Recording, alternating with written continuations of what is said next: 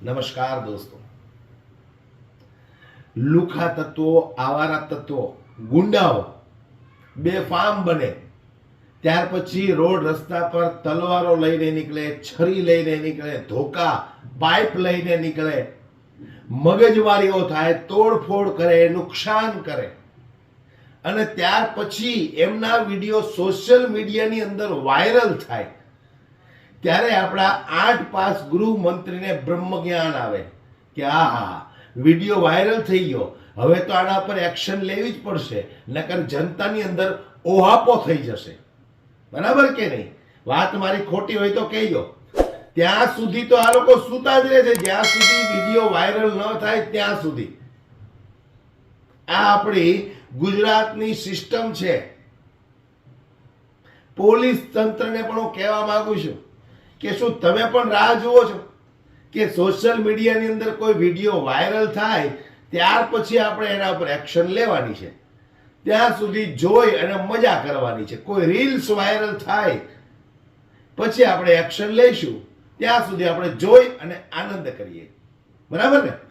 ત્યારે એવી જ રીતે વસ્ત્રાલની અંદર બે જૂથ વચ્ચે મારામારી થાય છે, બંને રસ્તા પર ઉતરી પડે છે ધોકા પાઇપ લઈને અને સામ સામે એકબીજા સાથે ઘર્ષણો થાય છે. અચાનક સોશિયલ મીડિયાની અંદર એ વિડીયો એટલો તેજીથી વાયરલ થાય છે અને હર્ષ સંઘવી ગુજરાતના ગૃહમંત્રીને એમ થઈ જાય છે કે ચાલો આ વિડીયો તો વાયરલ થઈ ગયો, હવે આના પર કોઈ એક્શન લેવી પડશે, નહીતર જનતા ઓહાપો કરશે, ગુજરાતને બદનામ કરશે. જો કે ઓલરેડી ગુજરાત બદનામ થઈ ગયેલું જ છે. 30 વર્ષથી ગુજરાત બદનામ થઈ ગયેલું જ છે. દારૂ, ચરસ, અફીણ, ડ્રગ્સ, ખનીજ માફિયાઓ, બુટલેગરો ખુલ્લેઆમ ફરે છે. હત્યા, મર્ડર, બળાત્કાર બધું ખુલ્લેઆમ થાય છે. આમાં ગુજરાતના કઈ રીતે આપણે વખાણ કરવા?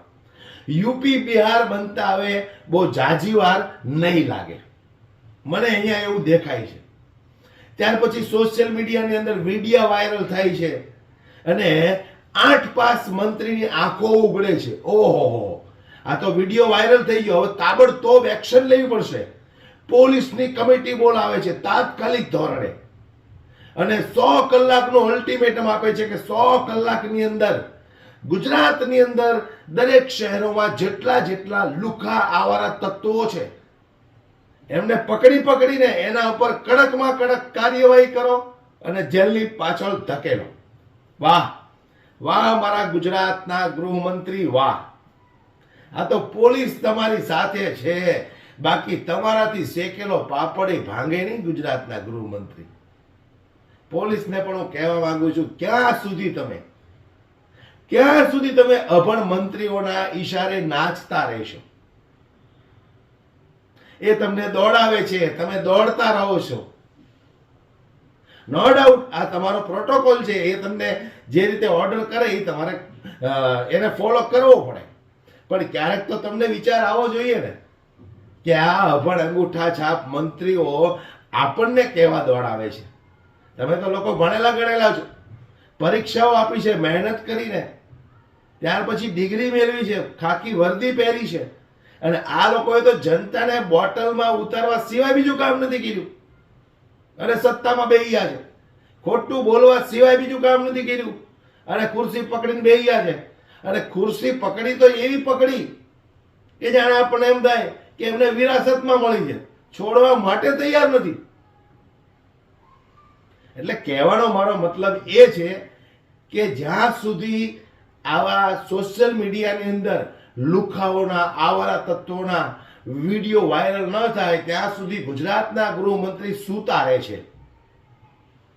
હવે જે રીતે સોશિયલ મીડિયાની અંદર અમદાવાદના વસ્ત્રાલનો જે વિડીયો વાયરલ થયો, બે જૂથ વચ્ચે મારામારીઓ થાય છે, ત્યાર પછી આપણા ગુજરાતના ગૃહમંત્રી જાગ્યા છે અને પોલીસને દોડાવે છે. પોલીસ પણ જે રીતે નિવેદનો આપે છે, આપણને યાર ઘણી વખત એવું લાગે કે આ પોલીસ પોતાની મરજીથી કામ કરે છે કે ગુલામ બની ગઈ છે. હવે લુખા આવારા તત્વોનું લિસ્ટ તૈયાર કરશે. અરે લિસ્ટ તૈયાર કરવાની ક્યાં જરૂર છે? સુરતની અંદર જ હમણાં આમ આદમી પાર્ટીના નેતા ગોપાલ ઇટાલિયાએ એક લિસ્ટ આપ્યું હતું, એમાંથી હર્ષ સંઘવીની અંદર જો તાકાત હોય, દમ હોય તો એકને તો પકડીને બતાવે, એકને તો પકડીને બતાવો સાહેબ. તમે તમારી અંદર જો ખરેખર સિંગમગીરી હોય, તાકાત હોય તમારી અંદર. જિગ્નેશ મેવાણી કહે છે ને કે ગુજરાતના ગૃહમંત્રીની અંદર પાણી હોય, તો આ એક લુખ્ખા તત્વને પકડીને બતાવો જેનું ગોપાલ ઇટાલિયાએ તમને લિસ્ટ આપ્યું છે. પણ નહીં પકડે. શું કામ પકડે? ત્યાં તો એ લોકોને ખૂબ સારા સંબંધો હોય છે. અને બીજું કે આમાં પકડવા જવાની કે લિસ્ટ બનાવવાની ક્યાં જરૂરત છે? જેટલા ખનીજ માફિયા છે, ચોર ચપાટા, લુચ્ચા લફંગા, ગુંડાઓ, બુટલેગરો, ડ્રગ્સ વેચનારા, દારૂ વેચનારા, બળાત્કારીઓ, મર્ડરરો, આ બધા જ લોકોના ફોટા એક એક વખત ભાજપના નેતા હારે હશે. હવે આ પકડવા જવાની કે લિસ્ટ બનાવવાની ક્યાં જરૂરત છે? ખબર જ છે કે આવડો આ છે, તો પછી પકડીને સીધો જેલમાં જ નાખી દો. પોલીસને હું કામ દોડાવો છો? પોલીસને હું કામ મહેનત કરાવડાવો છો કે ભાઈ લિસ્ટ બનાવવાનું છે? હે, ખોટી વાત છે મારી. જેટલા બે નંબરના ધંધા કરવાવાળા છે બધાના ફોટા ભારતીય જનતા પાર્ટીના નેતાઓ સાથે હશે, મંત્રીઓ સાથે હશે, CR પાટીલ સાથે પણ છે. તો પછી આમાં લિસ્ટ બનાવીને ખોટો સમય વેડફવો એ કોઈ વ્યાજબી નથી. ખોટી વાત મારી હોય તો કહેજો દોસ્ત. એટલે આવી રીતે જનતાને ગુમરાહ કરવાની રહેવા દો સાહેબ. જનતા તમને ઓળખી ગઈ છે, પણ કોણ જાણે તમારાથી કેમ ડરે છે એ ખબર નથી. આ ડરના માહોલની અંદર જ્યારે જ્યારે ચૂંટણી આવે છે ત્યારે કોઈ તમારી આપેલી લોલીપોપની લાલચમાં આવી જાય છે, કોઈ તમારાથી ડરે છે અને ફરી એક વખત પાછા કમળનું બટન દબાવે છે અને 5 વર્ષ સુધી ભોગવે છે. એટલે આમાં લિસ્ટ બીસ્ટ તૈયાર કરવાની જરૂર છે જ નહીં. સોશિયલ મીડિયા ખોલો તમે, જેટલા ભારતીય જનતા પાર્ટી હારે ફોટાઓ પડ્યા હશે એમાં તમે એનું બેકગ્રાઉન્ડ ચેક કરજો. લગભગ એ લુખ્ખા તત્વ જ હશે, આવારા તત્વો જ હશે, 2 નંબરનો ધંધો કરનારો જ હશે. એટલે પોલીસને હું વિનંતી કરું છું કે તમારો સમય બગાડોમાં એના કરતાં સોશિયલ મીડિયા તમે ખોલો. તમારે લિસ્ટ તૈયાર કરવાની જરૂર જ નહીં પડે.